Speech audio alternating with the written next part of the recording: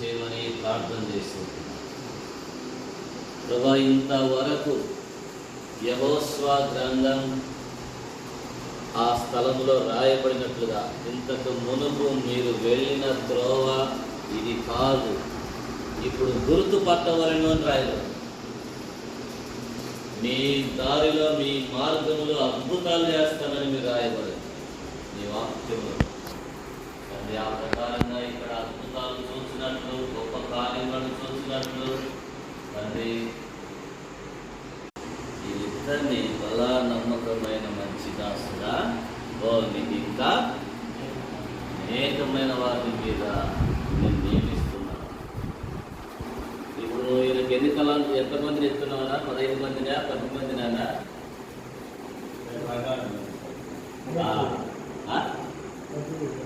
రేపు ఆదివారం వచ్చేది నీకు ఇచ్చిన తలాంతు.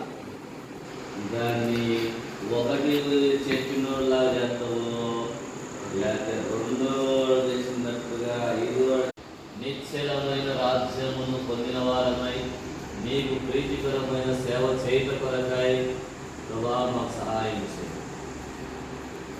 ప్రభా, యాకోబు లాబాను ఇంటికి వెళ్ళినప్పుడు ఆయనకు ఉన్నది మంద కొంచెమే అని రాయదు. ఆదికాండం 30 యాకోబు ఎప్పుడైతే అక్కడ పాలు మోపాడో ఆ మంద ఆశీర్వదించదు, ఆ మంద వర్ధిల్లినది, అభివృద్ధి చెందినది. అటు ప్రకాశికునికి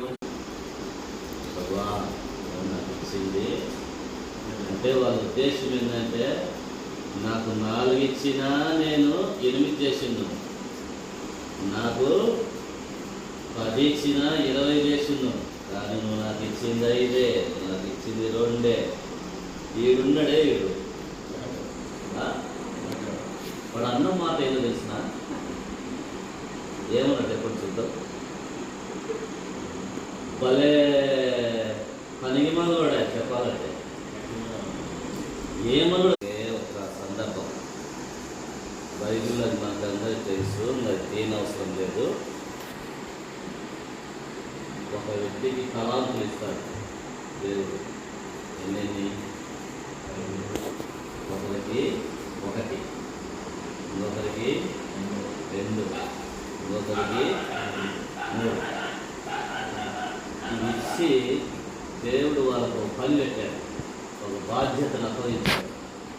నేను మళ్ళా వస్తా, అంతవరకు మీరు ఏం చేయమన్నాడు?